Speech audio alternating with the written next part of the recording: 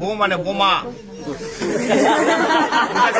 বিবাহ, বি শব্দের অর্থ হচ্ছে বিশেষভাবে, আর বাহ শব্দের অর্থ হচ্ছে ভার বহন করা। তার মানে বিবাহ শব্দের অর্থ হচ্ছে বিশেষভাবে ভার বহন করা। এ ভার শরীরের ভার নয়, এ ভার সংসারের ভার, এ ভার ধর্মের ভার। আজ থেকে সে তোমার সহধর্মিনী। সহধর্মিনী কাহাকে বলে? যে স্ত্রী তার স্বামীকে ধর্মের পথে নিয়ে আসে সে হয় সহধর্মিনী। সহধর্মী তোমার ক্ষেত্রে যে স্বামী তার স্ত্রীকে ধর্মের পথে নিয়ে যাবে সে হবে সহধর্মিনী। তাছাড়া হয়ে যাবে বউ, বউ মানে বোমা। সুতরাং সহধর্মিনী যেভাবে হয় সে কাজটা করতে হবে। আজকে আমরা এখানে আত্মীয় স্বজন বন্ধু বান্ধব সকলকে নিয়ে উপস্থিত হচ্ছি এই শুভ বিবাহ করার জন্য। বিবাহের মাধ্যমে পুরুষ লাভ করে পিতৃত্ব, নারী লাভ করে মাতৃত্ব। এই পিতৃত্ব এবং মাতৃত্বের মাধ্যমে গড়ে উঠে তাদের একটা সুখের সংসার। পিতামাতা, ভাই বোন, আত্মীয় স্বজন, বন্ধু বান্ধব সকলকে নিয়ে একসাথে থাকার তারা সংকল্প করে এই বিবাহের মাধ্যমে। মানুষের জন্ম থেকে মৃত্যু পর্যন্ত 10টি মাঙ্গলিক কর্ম আছে, তার মধ্যে বিবাহ হচ্ছে সর্বশ্রেষ্ঠ। এই বিবাহ এখন সবসময় যারা বিবাহ করছেন তারা জানে স্ত্রী সবসময় স্বামীর বাম দিকে থাকবে। এখনো কিন্তু বাম দিকে যায় নাই, আছে কোন দিকে? ডান দিকে। তুমি পারতিপক্ষে চেষ্টা করবা সবসময় একে বাম দিকে রাখার, চলাফেরা করার জন্য। এটা ব্রাহ্মণ হিসাবে আমার উপদেশ। কেন বাম দিকে রাখলে আমার মতন একজন ব্রাহ্মণ দেখলে মনে করবে এটা তোমার স্ত্রী। ডান দিকে রাখলে আমি ভাবি বোন, অন্য কিছু মনে করতে পারি। যেখানে সম্ভব সেখানে এই কাজটা করতে হবে, সম্ভব যেখানে নয় সেখানে করার দরকার নাই। তাহলে ঘটনা হলে এ তোমাকে বাম দিকে যাবে, কিন্তু শাস্ত্রের বিধান অনুসারে 7টি শর্ত আছে, যাকে বলা হচ্ছে সপ্তপদীর 7টা শর্ত। সহজ কথায় সপ্তবচন। তো এই ধর্ম, এই শাস্ত্রের কথা জানে না। আমি এর পক্ষ হয়ে আমি এই কথাগুলো এতগুলো লোকের সামনে তোমাকে বলবো। তুমি রাজি থাকলে হ্যাঁ বলবা। হ্যাঁ অবশ্যই বলতে হবে, বিয়ে করতে চলে আসছি সে, তাহলে সে তোমার বাম দিকে যাবে। তোর ভয়ের কিছু নাই, তোমারও 5টা শর্ত আছে। তখন তোমার 5টা শর্ত এ যদি মেনে নেয় তখন তুমি একে বাম দিকে নেবে, তাছাড়া নেওয়ার দরকার নাই। এখানে প্রশ্ন আসতে পারে যে এর 7টা ওর 5টা কেন? প্রশ্ন আসতে পারে। নারী হচ্ছে শক্তি। একটা পুরুষের জীবনে নারী হচ্ছে শক্তি। যে পুরুষের জীবনে নারী থাকবে না সে পুরুষের জীবনে কোনো শক্তি নাই। তুমি পূর্ব দিকে তাকিয়ে দেখো, লক্ষ্মী নারায়ণ, রাধা কৃষ্ণ, পার্বতী, শিব, সবাই প্লিজ এরা সবাই হচ্ছে নারীকে নিয়ে চলছে। নারী হচ্ছে শক্তি, মায়ের জাত। এই জন্য আমরা এনাদেরকে সম্মান করি বলে এদেরকে সবসময় উপরের দিকে রাখি। তাহলে এখন এর যে 7টা শর্ত আছে আমি তোমাকে আগে হিন্দিতে বলবো। আমি যেহেতু হিন্দিতে বলবো এবং পরে বাংলায় বুঝিয়ে দেবো। তুমি রাজি থাকলে এবং এমন জোরে হা বলবো আমরা তখন সকলে শুনতে পারি। ক্লিয়ার?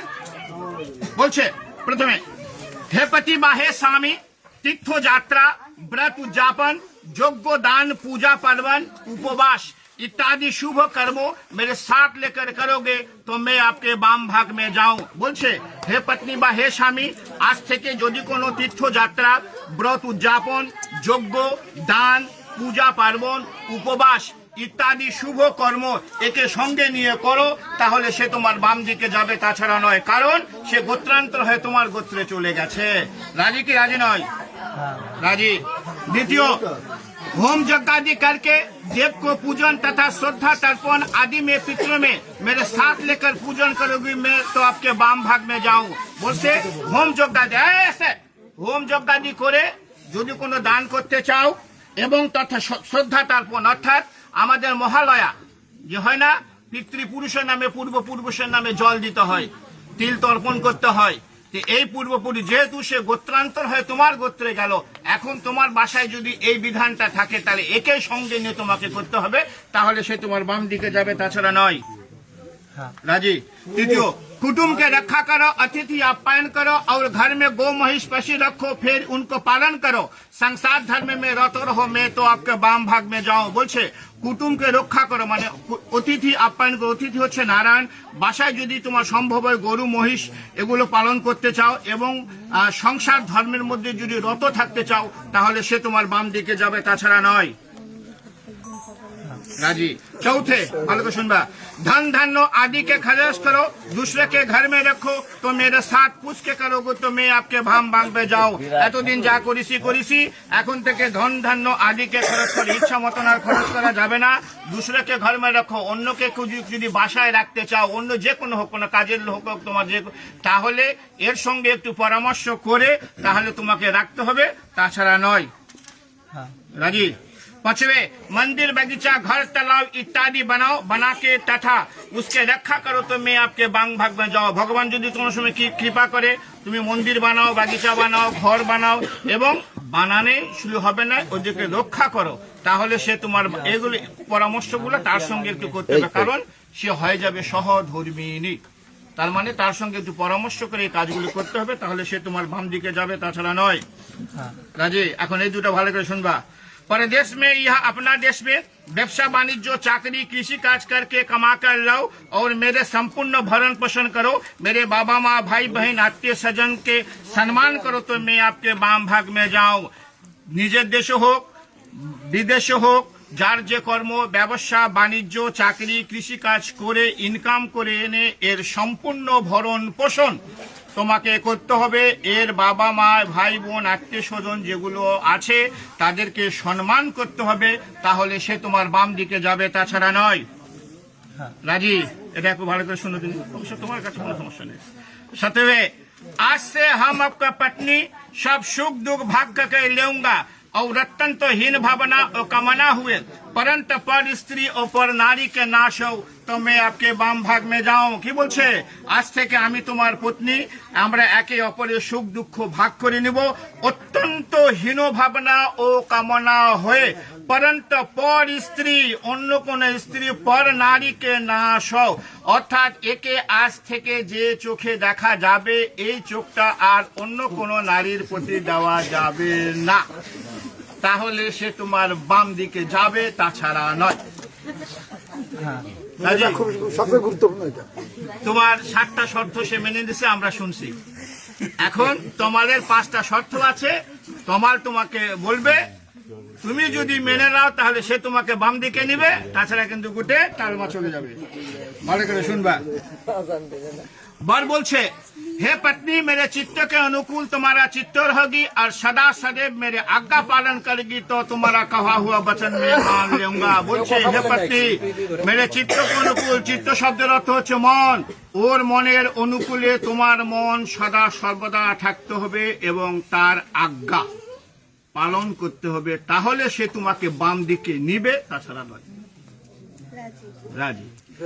बर बोलते, सदा सदैव तुम प्रतिव्रत धर्म में प्राण रहोगी और प्रति सेवा करोगी तो तुम्हारा कहा हुआ वचन मान लूंगा। সে বলছে তুমি সদা সदैव প্রতিব্রত যে ধর্মটা আছে সেই ধর্মটা তোমাকে পালন করতে হবে, আর প্রতি যে সেবাটা আছে সেই সেবাটাও তোমাকে করতে হবে, তাহলে সে তোমাকে বাম দিকে নিবে, তাছাড়া নয়।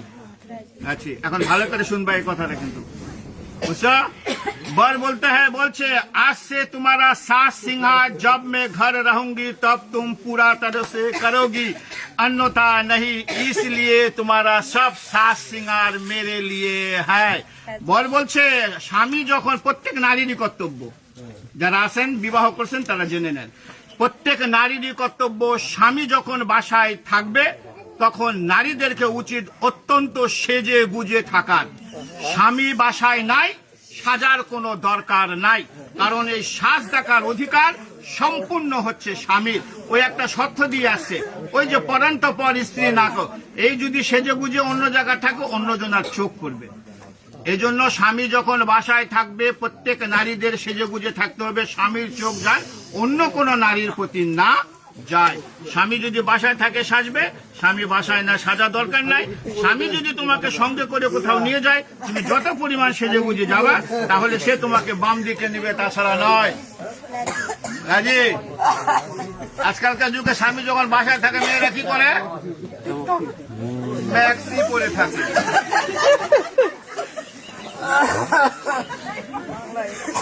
4 नंबर और बोलছে, मेरे घर में मेरे बाबा माँ, सुनते को सुनबा, मेरे घर में मेरे बाबा माँ भाई बहन भाभी जी है, उसके सच आज्ञा पालन में तत्परान रहोगी और मेरा बाबा माँ के सेवा करेगी तो तुम्हारा कहा हुआ वचन मान लूंगा।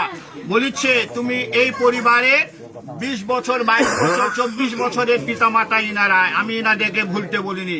এই পিতামাতাকে যেভাবে ভালোবাসছো এর চেয়ে দ্বিগুণ ভালোবাসা দিয়ে ওর যে পিতা মাতা ভাই বোন ভাবি আছে ওদেরকে ভালোবাসা